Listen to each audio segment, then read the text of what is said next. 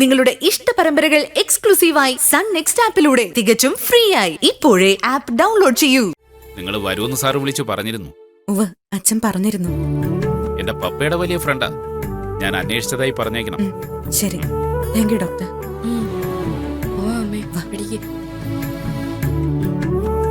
ശരി.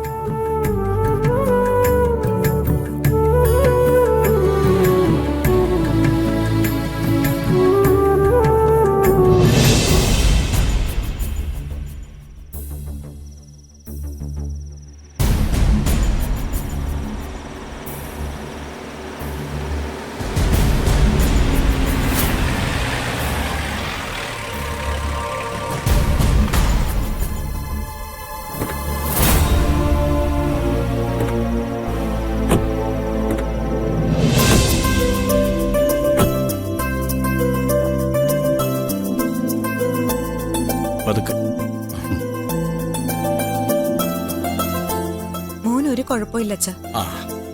ഇവന്റെ ഒറ്റപ്പെടലിനുള്ള പരിഹാരം ഞങ്ങൾ കണ്ടെത്തിയിട്ടുണ്ട്. വാ മോനെ.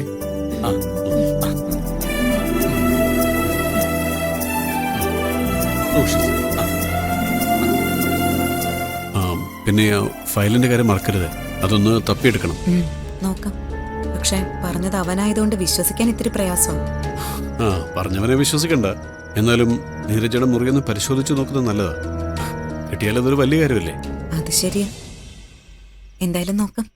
അഥവാ അവൻ പറഞ്ഞ ശരിയാണെങ്കിൽ ഇവിടുന്ന് ഫയൽ കിട്ടിയാൽ അത് ഒരു കാരണവശാലും നീരജ അറിയരുത്. ഇല്ല, അറിയില്ല, അതുറപ്പാ. അത് മാത്രം നോക്കിയാൽ മതി. എന്ത് തന്നെയായാലും ഇങ്ങനെയൊക്കെ സംഭവിച്ചത് നന്നായിന്നാ എനിക്ക് തോന്നുന്നത്. അല്ല, അതെന്താ അങ്ങനെ?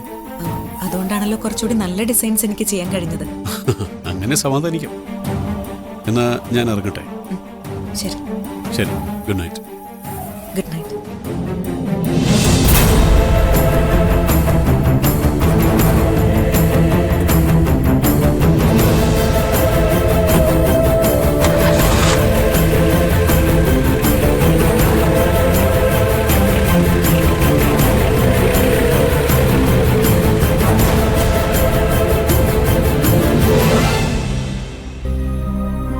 എന്താ മോളെ പരിഹാരം കണ്ടത്? അലോകിന് അവന്റെ ഒറ്റപ്പെടൽ മാറാൻ സാറിന്റെ മകൾ നിളയോടൊപ്പം നിർത്താനാ പ്ലാൻ. കൊള്ളാലോ, ഇവനത് വലിയ സന്തോഷമാവും. സന്തോഷമായില്ല അല്ലേ?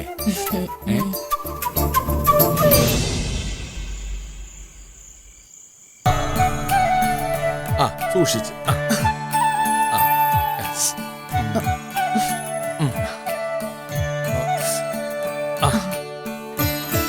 കുഴപ്പമൊന്നുമില്ലെന്ന് പറഞ്ഞപ്പോ മോന് സന്തോഷമായോ? എല്ലാം ശരിയാവും കേട്ടോ.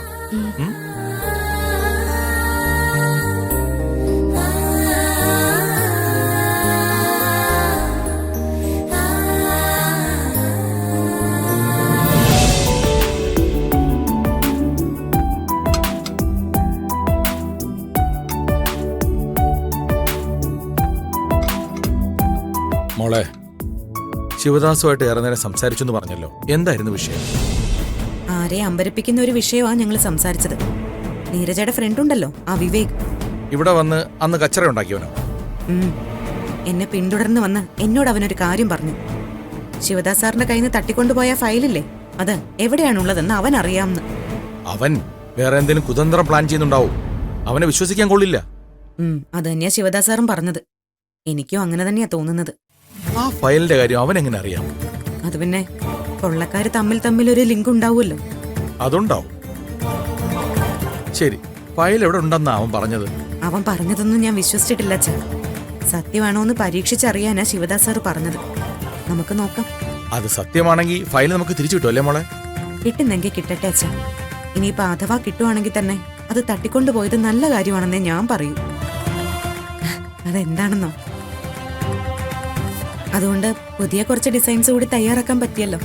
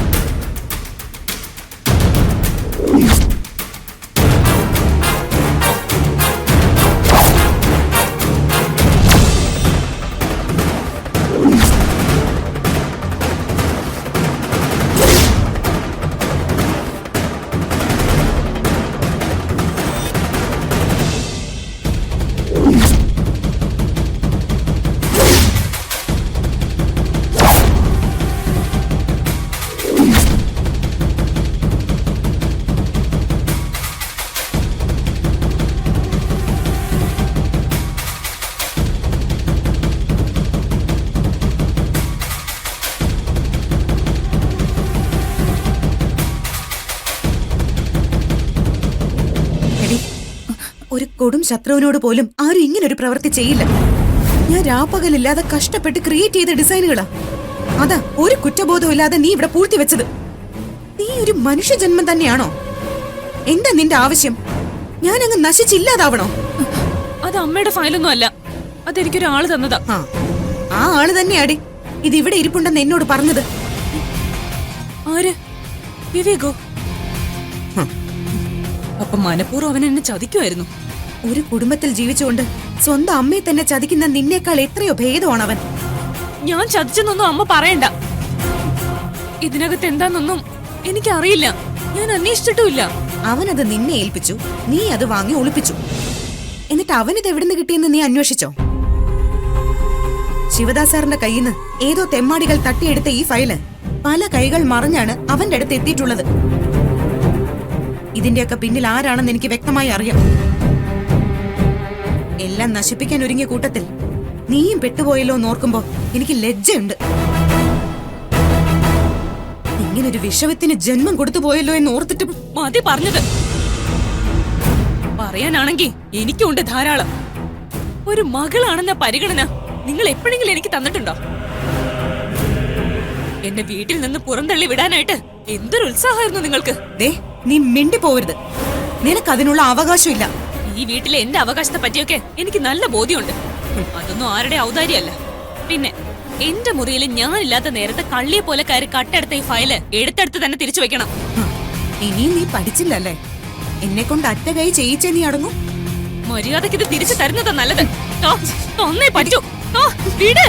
വിട്. വിട്. വിട്. വിട്. മാറ് നിക്ക്. മാറ്. ദേ, ഈ കാലം വരെ ഞാൻ കഷ്ടപ്പെട്ട് അധ്വാനിച്ചത് മക്കളുടെ ഭാവിക്ക് നല്ല ജീവിതത്തിന് വേണ്ടിയായിരുന്നു. ഇന്ന് ഈ നിമിഷം വരെയും അത് മാത്രമായിരുന്നു ലക്ഷ്യം.